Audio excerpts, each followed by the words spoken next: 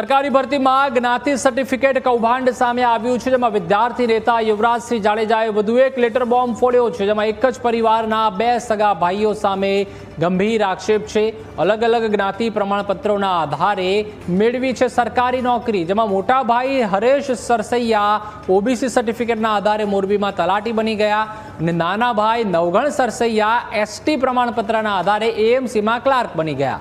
નવગણ સરસૈયા અગાઉ ચૂંટણી પંચ લડ્યો હોવાનો પણ ખુલાસો છે, ત્યારે ભરતી પ્રક્રિયાના સ્ક્રુટિની સિસ્ટમ સામે પણ હવે મોટા સવાલ ઊભા થયા છે। પિતાના 2 પુત્રો, જેમાંથી એક પુત્ર ઓબીસીના સર્ટિફિકેટ ઉપર 2015ની જે રેવન્યુ તલાટીની જે પરીક્ષા હતી, એ રેવન્યુ તલાટીની પરીક્ષા જામનગર પોસ્ટિંગ સાથે એ વ્યક્તિ પાસ કરે છે। હવે રેવન્યુ તલાટીની જે પરીક્ષા છે તેમાં આ જે વ્યક્તિ છે એ વ્યક્તિ એ એસસીબીસી કેટેગરીમાં એ પાસ થાય છે।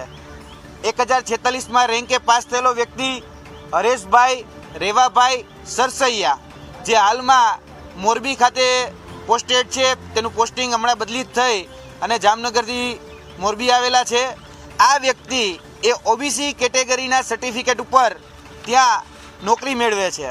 તેનો જ સગો ભાઈ એ નવગણ રેવાભાઈ સરસૈયા, તે અમદાવાદ મ્યુનિસિપલ કોર્પોરેશનની જે હમણાં જ જુનિયર ક્લાર્ક દ્વારા જે જુનિયર ક્લાર્કની જે ભરતી બહાર પડી હતી, તેમાં આ વ્યક્તિ એ એસટી એટલે કે અનુસૂચિત જનજાતિના કેટેગરીના સર્ટિફિકેટ ઉપર એ નોકરી મેળવે છે। આ જોવા જઈએ તો બંને સગા ભાઈઓ છે અને તેના